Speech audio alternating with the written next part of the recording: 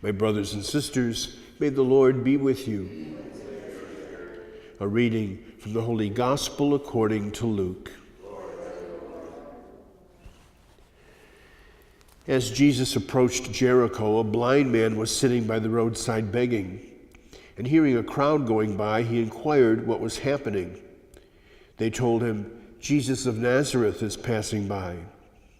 He shouted, "Jesus, Son of David, have pity on me."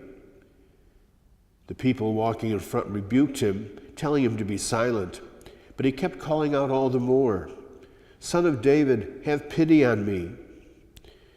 Then Jesus stopped and ordered that he be brought to him. And when he came near, Jesus asked him, "What do you want me to do for you?"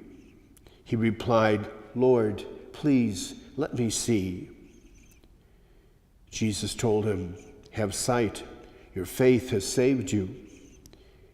He immediately received his sight and followed him, giving glory to God. When they saw this, all the people gave praise to God. The Gospel of the Lord.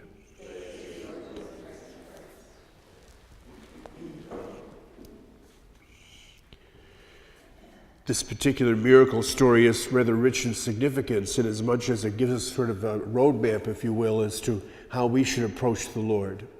This individual, aware that Jesus is coming by, begins seeking his help. And even when he's pressured not to do anything, he continues to seek that help. He keeps asking out of faith. And Jesus, of course, responds to that faith and speaks with him. And having spoken with him, he says, "What do you want?" And he says, "I would like to see, Lord, please." And we're told immediately he gets his sight back. And then he glorifies God as a result of that, the thankfulness that must happen after the persistence of our prayer.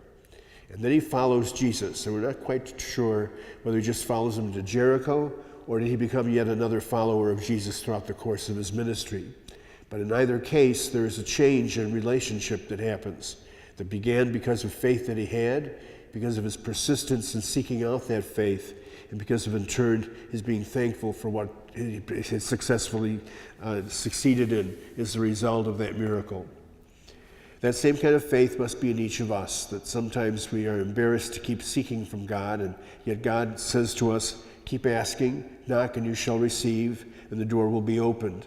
And having done it, we must as well be aware that that carries with it also the responsibility to respond back in faith with a sense of thanksgiving, with an openness to what God calls us next to do in our life, be it to follow him just to Jericho or follow him way beyond throughout the entire course of his ministry to the cross.